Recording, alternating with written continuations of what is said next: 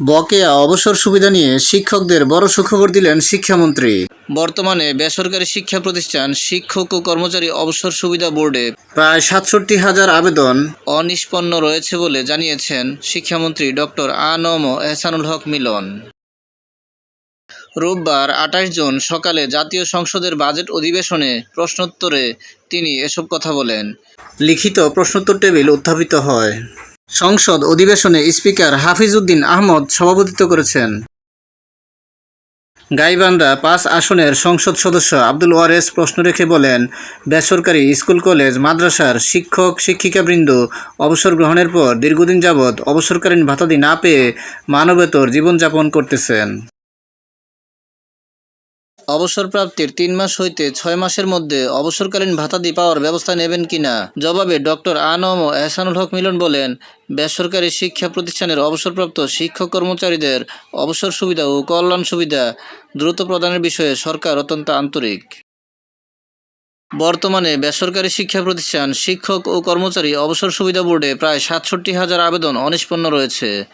একজন শিক্ষক কর্মচারী গড়ে প্রায় ১৩ লাখ টাকা অবসর ভাতা পেয়ে থাকেন। এসব আবেদন নিষ্পত্তির জন্য প্রায় ৮,৭১০ কোটি টাকা প্রয়োজন হলেও বর্তমানে অবসর তহবিলে প্রায় ১,৩০০ কোটি টাকা জমা রয়েছে। ফলে প্রায় ৭,৪১০ কোটি টাকার অর্থঘাটতি বিদ্যমান।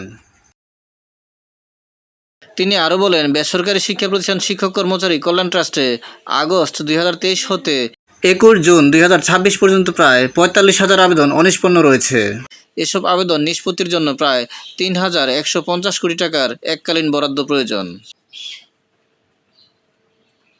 সরকার ইতোমধ্যে অবসর সুবিধা বোর্ড ও কল্যাণ ট্রাস্টের আর্থিক সংকট নিরসনে প্রয়োজনীয় অর্থ বরাদ্দের কার্যক্রম গ্রহণ করেছে।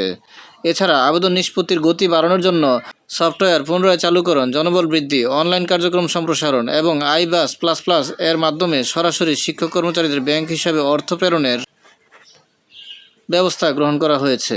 প্রয়োজনীয় অর্থ বরাদ্দ পাওয়া গেলে অবসর সুবিধা বোর্ডের বর্তমান অনিষ্পন্ন আবেদনসমূহ ৬ মাসের মধ্যে নিষ্পত্তি করা সম্ভব হবে।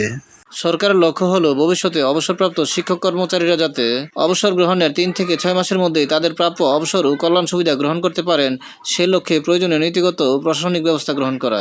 ভিডিওটি ভালো লাগলে লাইক, কমেন্ট ও শেয়ার করে দিবেন এবং চ্যানেলটি সাবস্ক্রাইব করে পাশে থাকার অনুরোধ জানিয়ে সকলের সুস্বাস্থ্য কামনা করে এখানেই শেষ করছি। আসসালামু আলাইকুম।